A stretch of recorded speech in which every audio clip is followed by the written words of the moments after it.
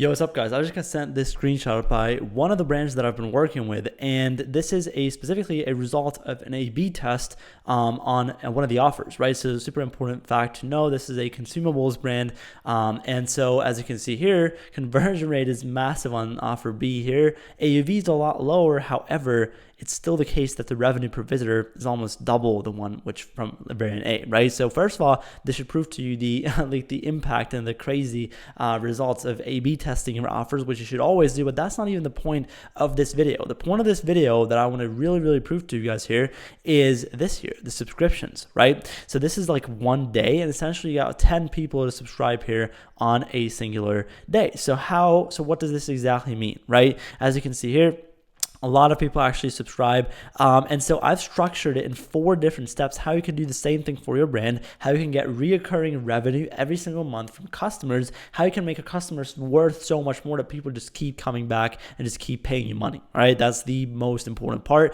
And it's just a cheat code for every business out there, right? Especially if you're doing e-com and your CPMs are getting higher and higher and everything just looks, just bad, right? So imagine this, right? You'd have no consumable part about your offer at all. Nothing is working, nothing really kind of works like you want it to. Well, the first step to fix that is to actually have something consumable, right? And you don't have to sell a consumable as your hero product to achieve this. There's always parts about your offer that can be consumable, right? So this is the first step, actually, to build a consumable offer. Now, it doesn't even have to be something physical. It could be something digital. It can be a paid community, like a paid Facebook group, right? A lot of brands are actually doing this, or access to something else digital, which is, obviously reoccurring.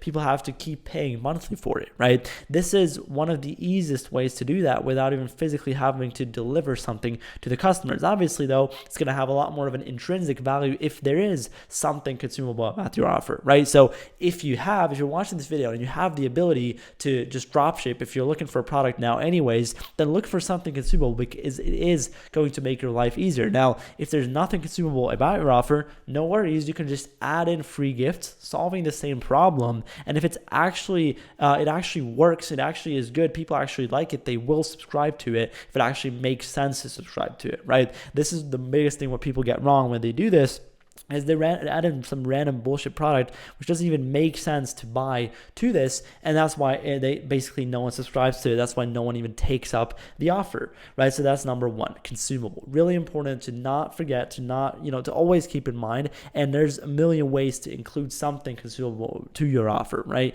And the 2 ways to do this are, first of all, either, like I said, a free gift solving the same problem, or second of all, a new solution to a new problem. Because every problem that you solve as a businessman, as your business, you always solve problems, right? Solve insecurities, solve problems, something, right? So every problem that you solve, that's the thing, opens up new problems, right? I'm gonna give you an example.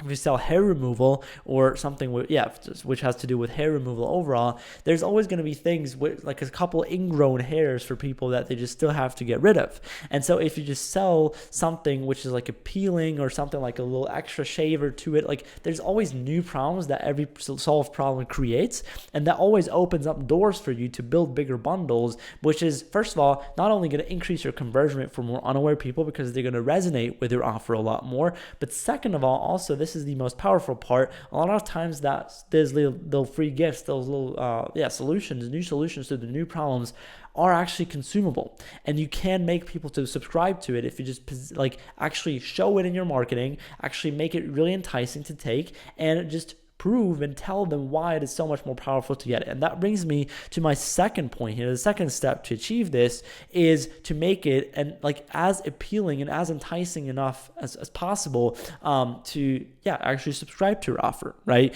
Because if you just throw a subscription checkbox in there without nothing, right, no one's going to actually take it. Like, you're just asking them to give you more money. But if you actually prove to them why it makes so much sense on your offer specifically, you don't have to change anything in the ads, anything in the website copy, nothing whatsoever. The only way you do this, the only place you do this is actually your offer.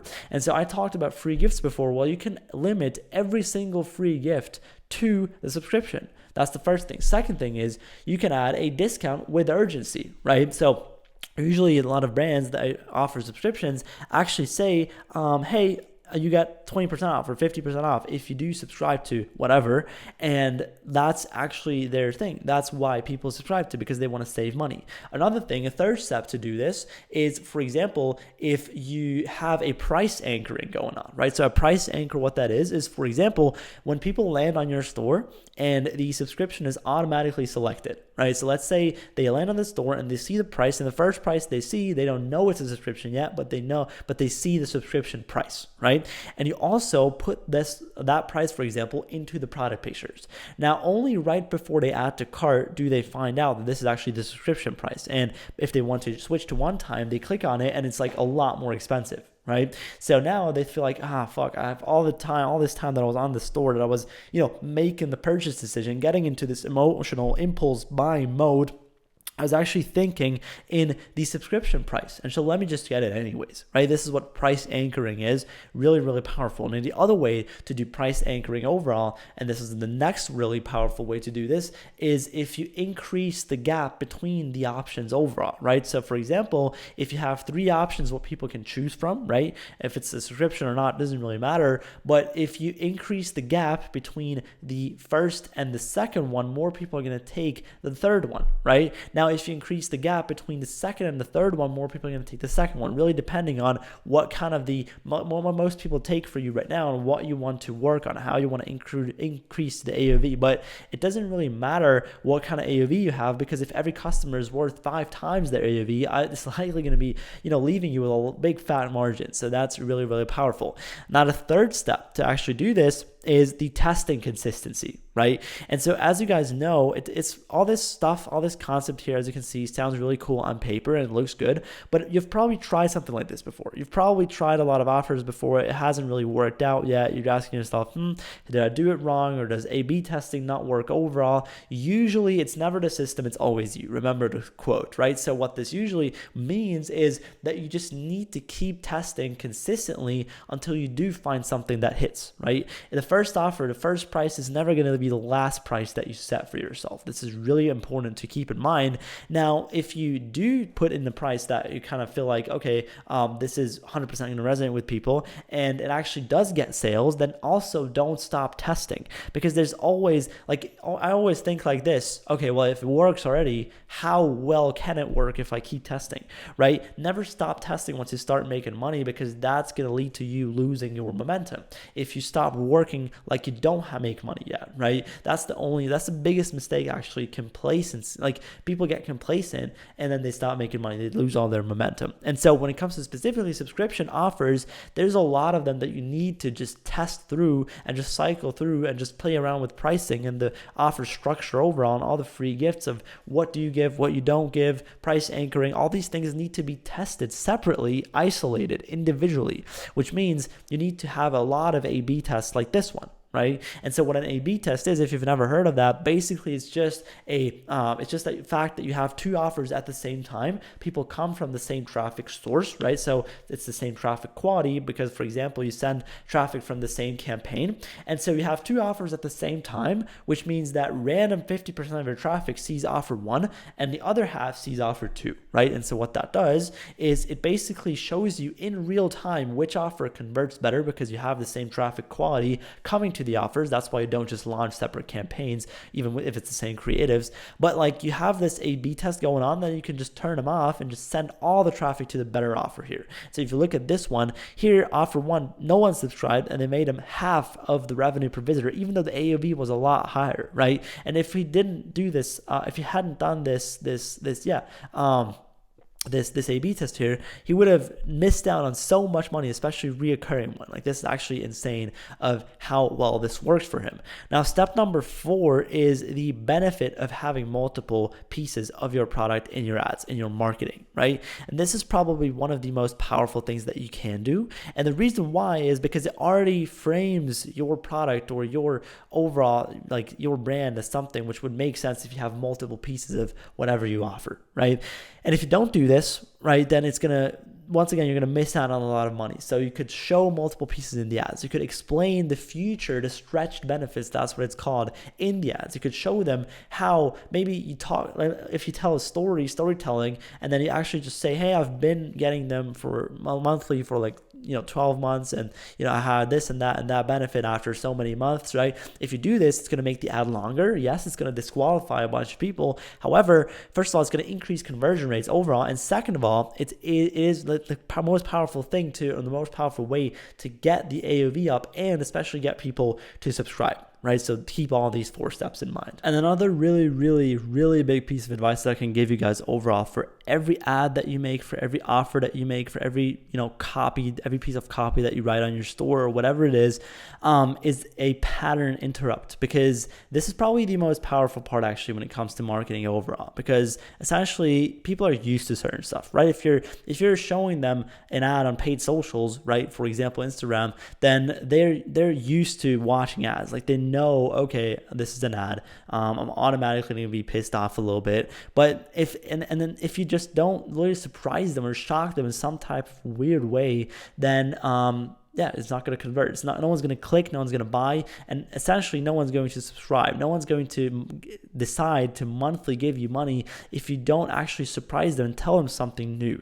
And so this is tied to something which is called a unique mechanism. You always should have something about your brand, about yourself that is unique. And I love the 1 in 0 thing. Even if you're selling the same stuff as every other dropshipper, there's a rule that's called 1 in 0 by Alex Hormozi, which is essentially say stuff that only you can say in your ads, right? What is different? What sets you apart? Even if there's nothing that sets you different, right? Think of something, make something up. And all these things, they do work, as you can see here. And that's really, really important, by the way, to keep in mind overall, that the pattern interrupt in every part of your funnel, from the first touch point of the customer on over the retargeting middle of funnel ad, all the way to the 5th email that they get when it comes to product launches and they've already bought from you 4 times, right? It doesn't matter. You just need to interrupt the pattern. You just need to get them out of their automatic, okay, I'm going to scroll past this, right? It's really important to do this in every part of your funnel, okay? All the way through your ads, and this is really important. And then especially, this is what the video is about, more or less,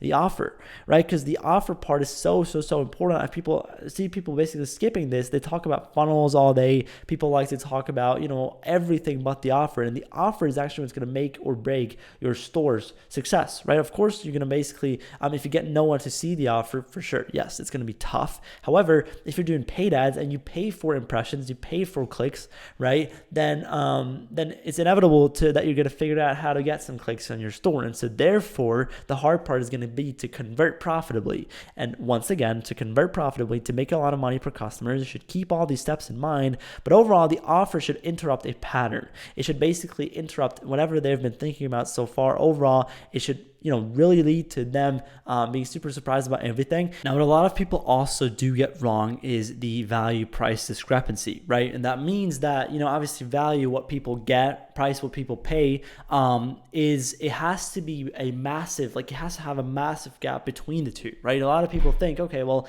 I'm going to provide the same amount of, value as people pay for me, and that's fair, right? But the thing is, you're not going to get the sale then. And the reason for that is the value equation.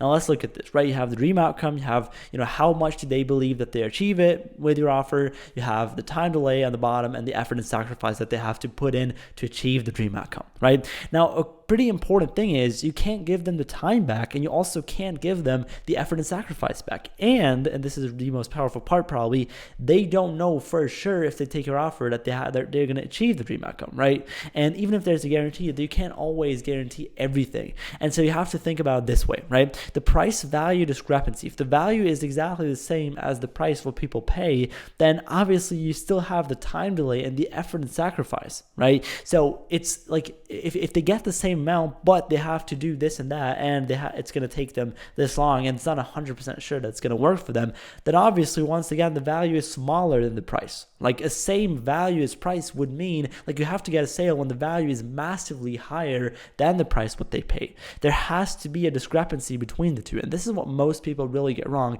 This is why most offers really don't convert that you do create. Think about it this way, right? But don't fall into the trap of making a too good to be true offer, right? There's offers that are just too good to be true, that are just too cheap to be real, and you're going to appear like a scammer, right? You shouldn't do that. However, you should always charge what it's worth. And yeah, that was pretty much it for this video, guys. I want to say thank you so much for giving me your most important asset, which is your attention. Thank you so much for watching, and I wish you a beautiful day.